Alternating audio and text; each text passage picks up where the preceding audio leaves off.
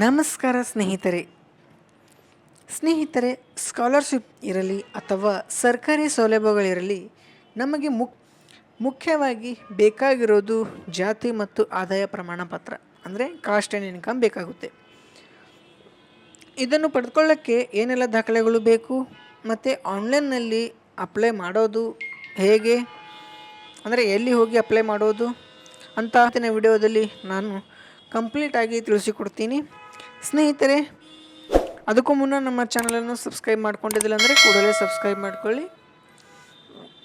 ಸ್ನೇಹಿತರೆ, ಜಾತಿ ಮತ್ತು ಆದಾಯ ಪ್ರಮಾಣ ಪತ್ರ ಮಾಡಿಕೊಳ್ಳಲು ಬೇಕಾದ ದಾಖಲೆಗಳು: Aadhaar card, photo, ration card, 10th TC ಇಷ್ಟು ದಾಖಲೆಗಳು ಇದ್ದರೆ ಸಾಕು, ನೀವು ಅರ್ಜಿ ಸಲ್ಲಿಸಬಹುದು.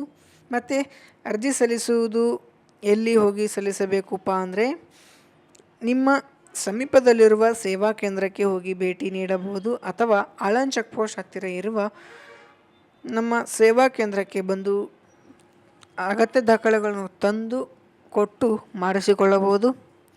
ಮತ್ತು ಅಪ್ಲೈ ಮಾಡಿದ ನಂತರ 7ರಿಂದ 15 ದಿನಗಳಲ್ಲಿ ಅಥವಾ 15ರಿಂದ 20 ದಿನಗಳಲ್ಲಿ ಈ ಒಂದು ಸರ್ಟಿಫಿಕೇಟ್ ರೆಡಿಯಾಗುತ್ತೆ.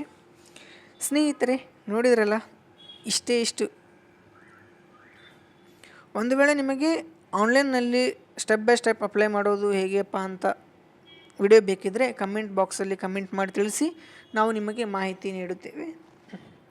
ಈ ಒಂದು ಮಾಹಿತಿ ನಿಮಗೆ ಉಪಯುಕ್ತ ಅನಿಸಿದರೆ ಲೈಕ್ ಮಾಡಿ, ಶೇರ್ ಮಾಡಿ, ಹಾಗೆ ನಮ್ಮ ಚಾನಲನ್ನು ಸಬ್ಸ್ಕ್ರೈಬ್ ಮಾಡಿಕೊಳ್ಳಿ. ಧನ್ಯವಾದಗಳು.